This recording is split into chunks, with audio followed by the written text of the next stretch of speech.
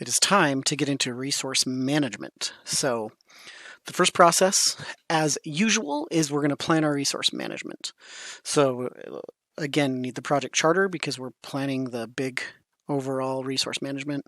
We need our project management plan, the project charter, project documents, EEFs, and OPAs. Tools and techniques, expert judgment, meetings, pretty generic. We're going to use data representation again, and then organizational theory or organization theory, which will help us in planning resource management because we need to know, resources are usually both internal and external to the organization. But that's why we need that as a tool and technique. And then again, when we plan a big one, we're going to create a big one. So we make the resource management plan and we make a team charter, which is a cool document because it kind of governs the actions and the behaviors of the team throughout the project. It's kind of their team-based charter. So now we're going to estimate activity resources. So we need the project management plan as an input, project documents, EEFs, and OPAs. The generic tools and techniques, expert judgment, data analysis, meetings again. We're also going to use bottom-up estimating, analogous estimating, and parametric estimating. So those are important to know again, since we're trying to figure out the activity resources, then we have to do a bunch of estimating. So that makes sense. We're also going to use our project management information system to get that done. And as a result, we're going to have our resource requirements. We should have our basis of estimates, and then our resource breakdown structure, which is a big part of the project because now we know where each resource is going to do what thing. And then there's project document updates as well. Next, we're going to, now that we've kind of planned it all out, we're going to acquire the resources that we actually need. So in order to do that from an input perspective, we need project management plan, project documents, EEFs, and OPAs. Tools and techniques, decision-making, interpersonal team skills, because we're acquiring at this point, it's an action. We can pre-assign the teams where we kind of have an idea already. We can also develop virtual teams, that's exactly what it sounds like. So once we've gone through the inputs and tools and techniques of acquiring resources, the outputs, we should have our physical resource assignments. We should have our project team assignments. We should have a resource calendar. Those are all unique. Change requests, project management plan updates, project document updates, and then we're going to have our EEF updates and our OPA updates because we're getting into like the real nitty-gritty at this point. So once we've acquired the team, jumping ahead of myself here. Once we've acquired the resources, then we need to develop the team. So in order to do that, we need the project management plan, we need our project documents, we need our EEFs and our OPAs. The tools and techniques we're going to use to develop our team, interpersonal and team skills, obviously we're working with people, meetings, working with people. We're going to do co-location, which is where everybody, if it's possible, get everybody in the same place so that they can all work in person together. That's not always the case, so we need virtual teams. We're also going to need to utilize communication technology because even if we are all together, we need to figure out how we want to communicate, set standards for all that stuff. We need to decide how we're going to recognize and reward. We need to figure out how we're going to train. We need to make the individual and the team assessments. We need to use those to figure out how we're going to manage the team, which is coming up next.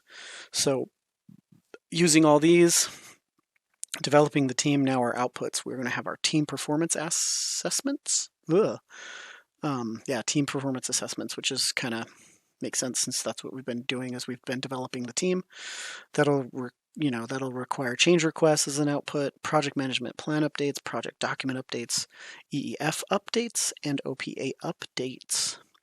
So now that we've developed the team, it's time to manage the team. This is obviously going to be in the executing and controlling, executing, that's funny. Anyways, it's going to be in executing where we manage the team. So project management plan, that should be green, I'm sorry. Project documents. We're going to have our work performance reports now that they've been developed. We're going to have team performance assessments that are going to be brought in as an input, EAFs and OPAs. We're going to use interpersonal and team skills and our information system for project management. We're going to create change requests. We're going to create project management plan updates, project document updates, and EEF updates. as we manage the team. And the last one, we are going to control our resources. So we have the project management plan as an input to control resources, project documents, work performance data, agreements, and our organizational process assets. Generic tools and techniques, data analysis, interpersonal team skills, the PMIS. We are going to use problem solving. It's one of the first time that one comes up as we're trying to control our resources. Obviously, problems will be created, so we need to be using techniques, problem solving to overcome those. And then our outputs are all pretty generic here. We have our work performance information, change requests, project management plan updates, and project document updates. So moving on to communications management. So as kind of per the norm, we always, unless it's, the 4 or 13, we plan communications management. So we take the project charter as an input, we take project management plan as an input, project documents, EEFs, and OPAs. Those are our inputs. Now, tools, techniques, we have our generic kind of 4 ones, expert judgment, interpersonal team skills, data representation, meetings. Then we have some, unique ones. Because we're in communications, communications is a tool or a technique. Requirements analysis, communication technology, communication models, communication methods. All things based in communication makes sense as we're trying to plan this all out. And another, hopefully I see the pattern now that we're going to create a communications management plan as one of our key outputs for this. So then we're going to do our project management plan updates and our project document updates as well.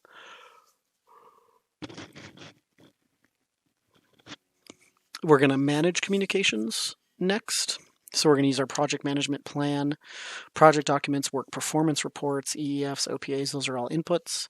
Once again, we're going to lean on those communication technology, communication methods, communication skills, project reporting as tools and techniques. Those that are unique. We also have our information system for project management. We have interpersonal and team skills, and we have meetings. So outputs of that is going to be project communications. We'll have our project management plan updates, our project document updates, and our OPA updates as well. Lastly, once we've managed communications, then we're going to monitor communications. So that requires our project management plan as an input, project documents, work performance, because we've done some work. Let's see how the work's going. EEFs and OPAs. As far as tools and techniques, these are all generic. Expert judgment, project management information system. Data representation is kind of unique in that it's not used a ton, but it is used 5 or 6 times. Then we use interpersonal team skills and meetings. Outputs, we have our work performance information. It's the middle of the freaking day. I don't know why I'm yawning so much, but this is a one-take shot, so. Change requests as well. Project management plan updates and our project document updates, and that is all for communications management. It's a pretty short one. Okay, welcome back. We're going to talk about risk management. The first process in risk management is part of planning. We're going to plan risk management. So the inputs we use for that are the project charter, the project management plan, project documents, EEFs, and OPAs. Tools and techniques, pretty standard. We're going to use expert judgment, data analysis, and meetings. And then once we've planned out our risk management, the output we'd like to create is the risk management plan. That's a pretty typical pattern when we're in the planning of the whatever management, we're going to make that management plan. The second process is we need to identify the risks as best we can. So in order to do that, we need the project management plan, we need our project documents, we need our agreements, we need our procurement documentation, which is interesting that that's in there, but it makes sense because procurement is part of risk. So, or there's risk inherent with procurement. So then our EEFs and our OPAs will be part of that inputs. Tools and techniques, pretty much standard. We're going to use expert judgment, data gathering, data analysis, interpersonal and team skills. We're going to have meetings, and then we're going to use prompt lists, which are unique to that process of identifying risks. And then we're going to create out of this process the risk register and the risk report, along with project document updates that have to be done. So Next, we're going to do some unique processes, performing qualitative risk analysis. So the inputs we need to do the qualitative risk analysis are the project management plan, the project documents, EEFs, and OPAs. Then the tools and techniques we're going to use are expert judgment, data gathering, data analysis, interpersonal and team skills, data representation, meetings, and then risk categorization. So we're going to categorize all our risks depending on their severity and other factors, I'm sure, which is a unique one to this process. And once we're done with that, we're going to update our project documents. We're going to do our project document updates. That's the only output we'll do there. Next, we're going to perform quantitative risk analysis, which is more the number of risks. So inputs are going to be exactly the same: project management plan, project documents, EEFs, and OPAs. The tools and techniques we're going to use are expert judgment, data gathering, interpersonal and team skills, data analysis, and then we're going to use a tool or a technique called representations of uncertainty. And again, we're going to just update our project documents as the only output from that process. Then we're going to plan our risk responses because we know that there's going to be risks, so we need to have a response ready for said risks. So in order to do this, we're going to need our project management plan, our relevant project documents, our EEFs, and our OPAs. The tools and techniques, there's a lot of them we're going to use here. Expert judgment, data gathering, interpersonal and team skills. We're going to use data analysis, decision making. Then we've got some unique ones while we're planning our risk responses. We need our strategies for threats, strategies for opportunities, contingent response strategies, and strategies for overall project risk. So a lot of strategies and contingencies as we're planning our risk responses so that we can respond properly to risk. And the outputs we're going to create are the change requests, our project management plan updates, and our project document updates as well. Once we've planned out our risk responses, we're going to implement those risk responses into the executing part of our plan of our project. So we need our project management plan, we need our project documents that are relevant, and we need our OPAs. Notice in this one there are no EEFs, just OPAs. The tools and techniques we'll use are expert judgment, interpersonal and team skills, and our project management information system. In the outputs, we'll just do our change requests and our project documents, and that's all for implement risk responses. We are going to then monitor the risks as we monitor all of the 10 areas. So the inputs to that is our project management plan, our project documents, and then because we're monitoring, we use work performance data and work performance reports as our inputs. From a tools and techniques standpoint, in monitoring risks, we're going to use data analysis and meetings, and then the unique one here is performing audits, and there's several different kinds of audits that we're going to do. Then last, for our outputs, we're going to have our work performance information, we're going to have change requests, we're going to have project management plan updates, project documents updates, and our organizational process asset updates, and that is all for risk. All right, let's talk about procurement management. Only 3 processes here. So first, as usual, we're going to plan our procurement management. So in order to do that, we need, again, we're planning a big one. So we need our project charter.